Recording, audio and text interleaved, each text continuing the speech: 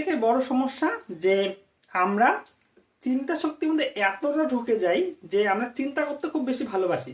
মানে লোকে বলেন স্বপ্ন দেখতে ভালোবাসি, এখন ওটা না, এখন আমরা চিন্তা করতে খুব ভালোবাসি। মানে আমরা এত কিছু জানি, এত কিছু বুঝি, তো আমাদের চিন্তা শক্তি এত শক্ত, এত কঠিন, মানে এত প্রখর, আমার বলার উদ্দেশ্য এটা যে আমরা চিন্তা করতেই ভালোবাসি, ঠিক আছে, সেটা এক্সিকিউট করতে আমরা খুব কম ভালোবাসি, ঠিক আছে।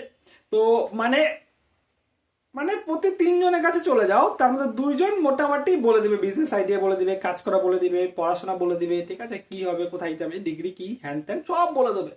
কিন্তু কাজ করার মতন যে ক্ষমতা, মানে সেটা যে এক্সিকিউট করার মতন ক্ষমতা বা এক্সিকিউট করার মতন যে বুদ্ধিটা, সেটা নাই। আমি সবসময় সেটাই বলি যে দক্ষতা থাকা প্রয়োজন, ঠিক আছে। শুধু জ্ঞান থাকলে কিচ্ছু হবে না, দক্ষতা, প্রথমে জ্ঞান হবে, তারপরে দক্ষতা হবে, তারপর অভিজ্ঞতা হবে, ঠিক আছে। তো অভিজ্ঞতা, জ্ঞান, দক্ষতা তিনটারই খুব প্রয়োজন, কিন্তু তিনটা একসাথে কোনো দিনও হবে না, অসম্ভব, ইম্পসিবল। স্টেপ বাই স্টেপই হবে, তোমাকে স্টেপ বাই স্টেপই হতে হবে, ঠিক আছে। তো এইভাবে চিন্তাই করতে হবে, তাছাড়া আর কোনো উপায় নাই।